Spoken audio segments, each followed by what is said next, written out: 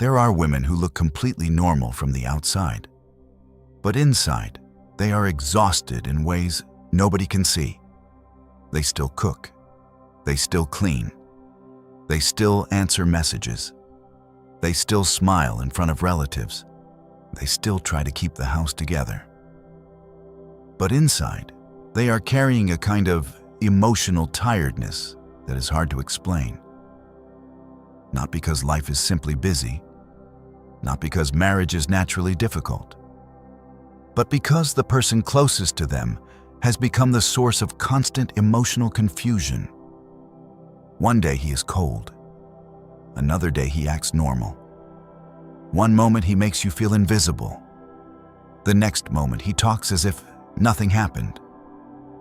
You try to speak and somehow the whole conversation turns against you. You try to explain your pain, and suddenly you are the problem. You ask for softness, and you are called too emotional. You ask for honesty, and you are accused of starting drama. You cry, and instead of comfort, you are made to feel weak. And slowly, something dangerous starts happening. You stop trusting your own feelings. You stop trusting your own memory. You start wondering whether maybe you really are too sensitive, too needy, too dramatic, too difficult. You begin adjusting yourself again and again, trying to save peace, trying to avoid conflict, trying to say things the right way, hoping that maybe if you just become a little softer, a little quieter, a little more careful, he will finally treat you with the kindness you keep waiting for. But that kindness never fully comes. Or if it comes in small pieces. Just enough to keep your hope alive. Just enough to stop you from giving up. Just enough to make you think, maybe this time things are changing. Then the cycle starts again. And this is what makes this kind of relationship so painful. It is not always obvious. It is not always loud. Sometimes it is not even something other people notice. But inside the marriage, inside your chest, inside your mind, you feel like you are slowly being erased. So if you are living with a narcissistic man, or even if you strongly suspect that you are, this reminder is for you. Before we go further, I want you to do something important. For the sake of reach, and for the sake of building a community where hurting sisters can feel seen, comment, "I love Allah," below. That simple comment can help this video reach women who are silently suffering and searching for answers. And if you feel comfortable, write a few honest words about how you feel. You can write, "I feel unseen. I feel emotionally tired. I feel lonely. I feel confused. I feel controlled. I feel trapped," or "I am trying to survive." Sometimes one honest line in the comments becomes a lifeline for another sister reading in silence. And if you see another woman in pain down there, do not ignore her. Comfort her. Make dua for her. Leave kind words for her. Remind her that she is not crazy, not worthless, and not alone. Sometimes healing begins in places we do not expect, even in a comment section filled with sincere hearts. Now let us talk honestly. Not every difficult man is a narcissist. Some men are emotionally immature. Some are selfish. Some are careless. Some are harsh because they were raised that way. Some simply do not know how to communicate. But when a man constantly has to be right, never truly takes responsibility, lacks empathy, twists your words, punishes you emotionally, and leaves you feeling small, drained, and mentally unstable again and again, then you are not just dealing with a difficult personality. You are dealing with a harmful pattern. And harmful patterns cannot be handled with blind hope alone. They need clarity. They need wisdom. They need boundaries. and they need a heart that stays connected to Allah while navigating the pain. So let us go into 5 ways to deal with a narcissistic man without losing yourself in the process. The first way is this: stop explaining yourself to someone who is committed to misunderstanding you. This is where many women get trapped for years. They think the problem is communication. So they keep talking. They keep clarifying. They keep defending their words, their tone, their intentions, their feelings, their memories. They think, if only I explain it better, he will finally understand that I was not trying to disrespect him, that I was only hurt, that I was only asking for love, that I was only trying to be heard. But the problem is not always lack of explanation. Sometimes the problem is that the other person benefits from your confusion. A narcissistic man often does not want clarity. He wants control. He wants you emotionally busy. He wants you stuck in defense mode. He wants you proving and proving and proving, while he stands there untouched by accountability. He wants the conversation to stay centered around your reaction instead of his behavior. And that is why endless explanation rarely brings peace. The more you explain, the more he twists. The more you defend, the more exhausted you become. The more you beg to be understood, the more power he feels. This does not mean you become rude. It does not mean you stop speaking truth. It means you stop pouring buckets of energy into a place that keeps swallowing them whole. Say what is true. Say it clearly. Say it simply. Then stop. Not every accusation deserves a 10-minute response. Not every false version of events deserves your full emotional effort. Not every manipulative conversation deserves your heart on a plate. Sometimes strength is very quiet. Sometimes strength sounds like, that is not true. Sometimes it sounds like, I already explained myself. Sometimes it sounds like, I will not continue this conversation if my words are being twisted. And then you leave it there. That kind of calmness is powerful because it breaks a pattern.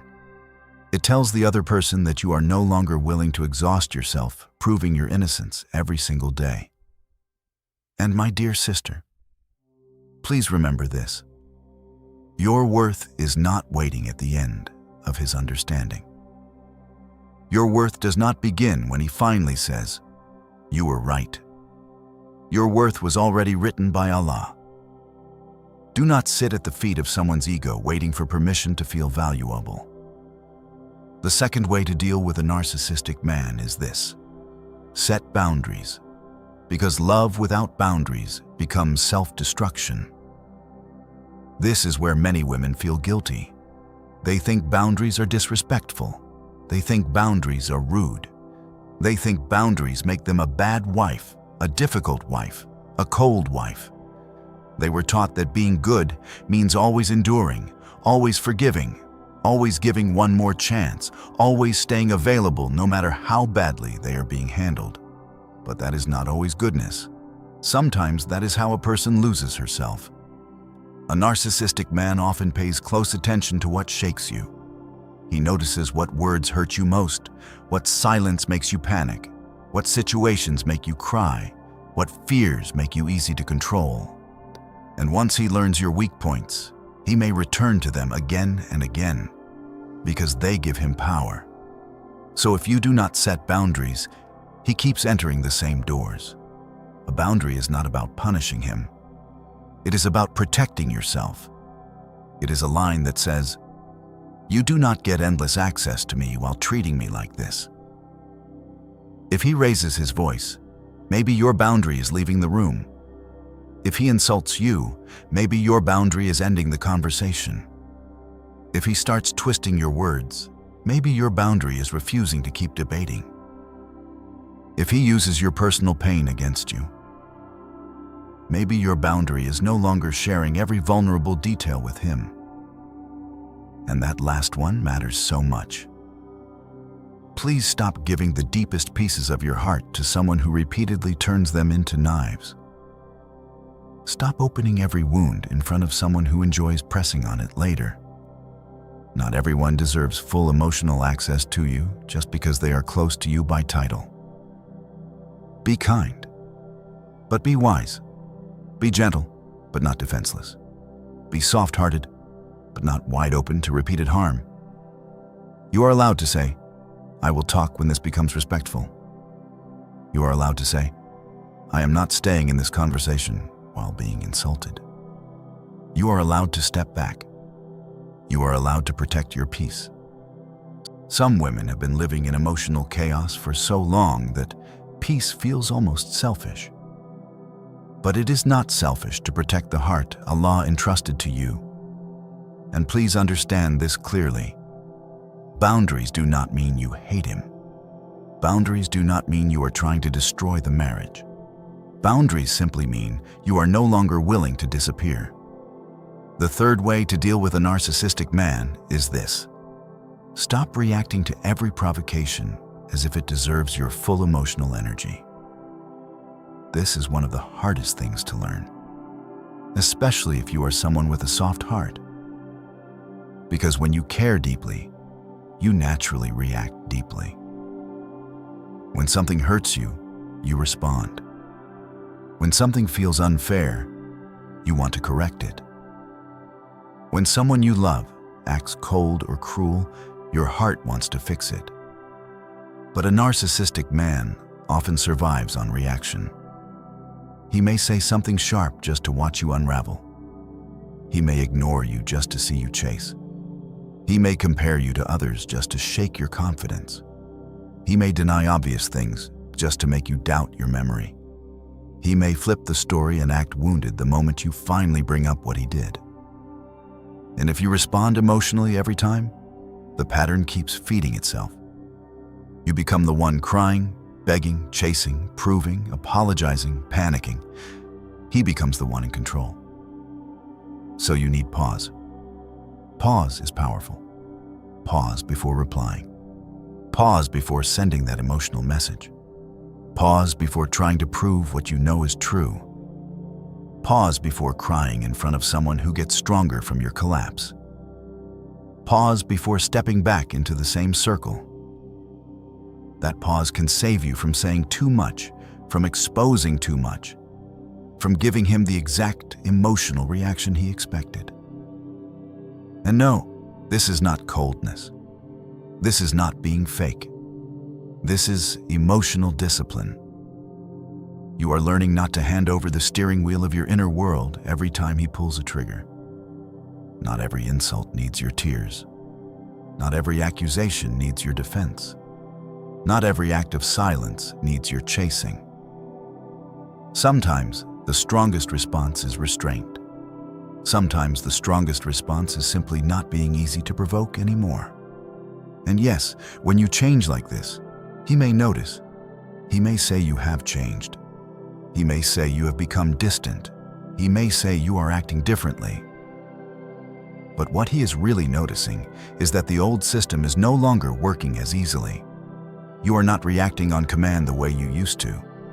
That matters. Because once a woman learns emotional control, the manipulative pattern begins losing one of its favorite weapons. The fourth way to deal with a narcissistic man is this. Do not suffer alone in confusion. Protect yourself with truth, support, and clarity. Some women spend years trapped in silence because they feel ashamed. They think no one will understand. They think if they speak up, they are betraying the marriage. They think they must protect the image of the home, even while the inside of that home is crushing them. But silence can become its own kind of prison. And when emotional manipulation goes on for long enough, something frightening can happen. You start doubting yourself. You replay things in your head.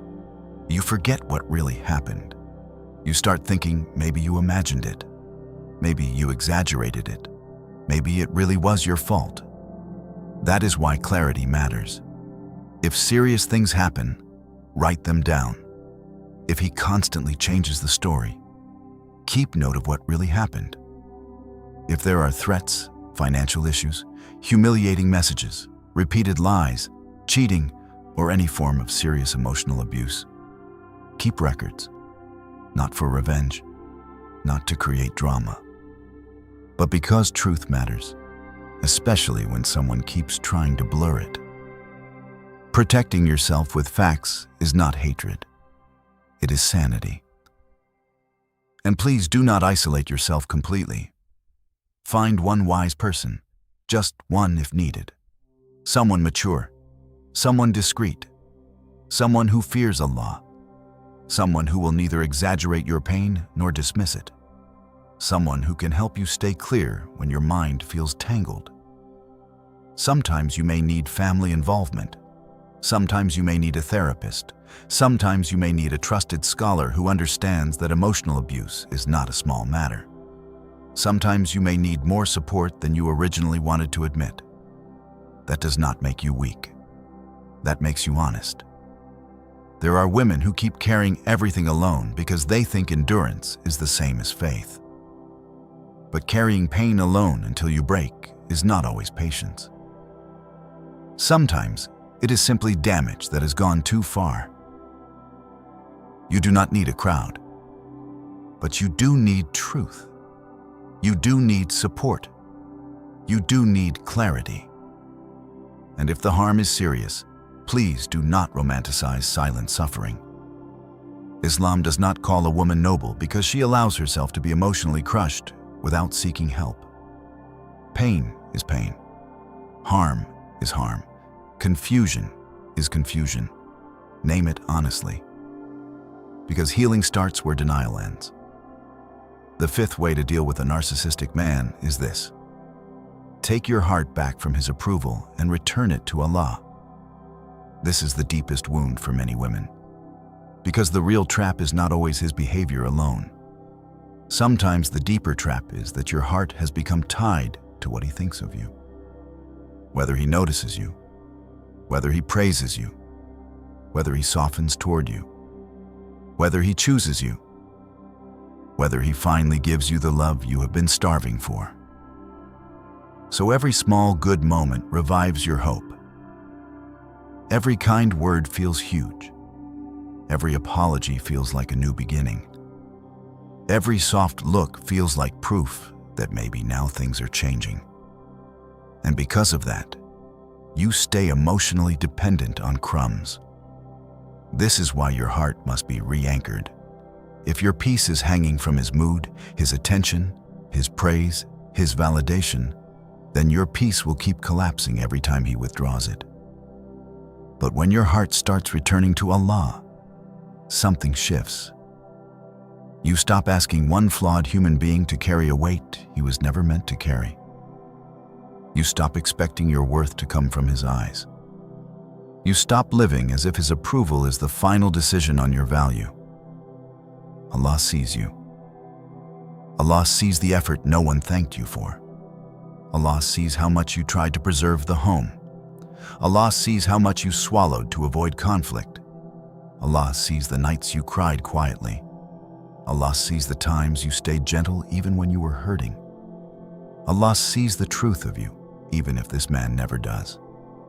And when a woman truly begins anchoring herself in Allah, she becomes harder to control. Because now she is not starving in the same way.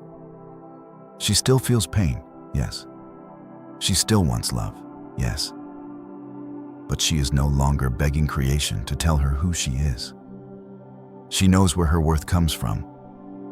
And that changes how she stands, how she speaks, how she decides, and how much mistreatment she is willing to normalize. So talk to Allah, not in fancy words, not in polished speeches. Talk to him honestly. Say, Ya Allah, do not let me lose myself trying to be loved by someone who keeps hurting me. Say, Ya Allah, protect my dignity. Say, Ya Allah, if this relationship can be healed, then heal it with truth, accountability, and mercy. Say, Ya Allah, if this harm continues, then guide me toward what is best for my faith, my peace, and my future. Say, Ya Allah, remove this emotional dependence from my heart. That kind of dua changes a person from the inside out, because now you are no longer just drowning in his behavior.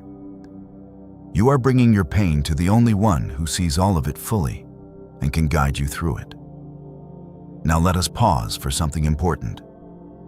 Dealing with a narcissistic man does not always mean the marriage must end immediately. Some people can change. Some men do wake up. Some do seek help. Some do become accountable. Some do soften with time, consequences, guidance, and sincere effort. But you must learn to judge change by patterns, not by moments, not by one apology, not by one emotional speech, not by 1 week of softness, not by one promise made after a big fight. Real change has weight to it. Real change is consistent. Real change includes humility. Real change includes accountability. Real change does not keep repeating the same damage while using pretty words to cover it. So if he says he is changing, watch what happens over time. If he says he is sorry, watch whether the behavior actually changes. If he says he loves you, watch whether that love includes respect, empathy, and responsibility. Do not build your life on hope alone.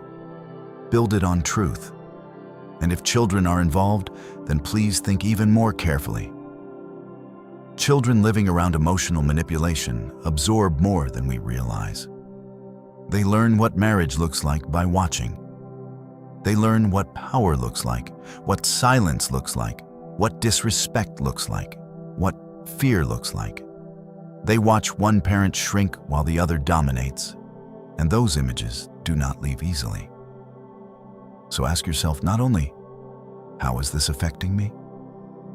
Ask yourself, what is this teaching the children? That question matters, because a home is supposed to be a place of safety, not a place where everyone walks carefully around one person's ego. And maybe someone listening right now feels torn between many emotions. Maybe part of you still loves him. Maybe part of you is deeply tired. Maybe part of you is hoping Allah will change him. Maybe part of you is afraid of what happens if nothing changes. Maybe part of you is still trying to name what you have been living through. That confusion is real. But do not let confusion keep you frozen forever. Start somewhere. Start with clarity. Start with boundaries. Start by refusing to explain yourself endlessly. Start by refusing to react to every trigger. Start by getting support. Start by putting your heart back in the hands of Allah. And slowly, bit by bit, you will begin to see more clearly. Sometimes the first miracle is not that he changes. Sometimes the first miracle is that you wake up. You stop romanticizing pain. You stop shrinking yourself. You stop calling emotional starvation patience. You stop calling manipulation marriage problems. You stop calling deep harm just a difficult phase. And once that clarity enters, your whole life begins to shift. You pray differently. You speak differently. You protect yourself differently. You expect differently. You stop begging for crumbs from people when you know the Lord of the worlds has not created you to live like that. And if you are hurting while listening to this, please hear this gently. You are not weak because this broke you down. You are not foolish because you kept hoping. You are not faithless because you are tired. You are human. You wanted closeness, tenderness, mercy, honesty, emotional safety. There is nothing shameful about wanting that in a marriage. What matters now is that you do not keep losing yourself inside someone else's darkness. Bring your pain to Allah. Ask Him for clarity. Ask Him for courage. Ask Him to expose what you have been trying not to see. Ask Him to protect your dignity. Ask Him to guide your next steps. Ask Him to heal the part of you that keeps waiting for love from the same place that keeps wounding you. Allah can open doors you cannot imagine. He can soften hearts. He can expose falsehood. He can strengthen the weak. He can give peace where there has been chaos. He can make a path where you only saw walls. So hold on to Him. And before you leave, I want to ask you again from the heart. Comment, "I love Allah," for the sake of reach and community. Let that comment help this reminder reach another hurting sister who may be sitting alone right now, searching for words for her pain. And if you are comfortable, write your situation in a few words. You can write, "I feel ignored, I feel manipulated, I feel drained, I feel scared, I feel trapped, I feel emotionally numb," or "I am trying to stay strong." And please, if you are reading the comments, comfort the sisters in pain. Leave kind words. Make dua for them. Remind them that they are seen. Remind them that Allah knows. Remind them that surviving this does not make them weak. Sometimes one sincere comment becomes the beginning of someone's healing. May Allah protect every sister whose heart has grown tired from carrying too much. May He give clarity to the confused, dignity to the humiliated, courage to the fearful, peace to the disturbed, and healing to the broken. May He repair what can be repaired with truth and mercy. And if a relationship continues to harm more than heal, may Allah guide every hurting woman to the safest, wisest, and most honorable path. Ameen.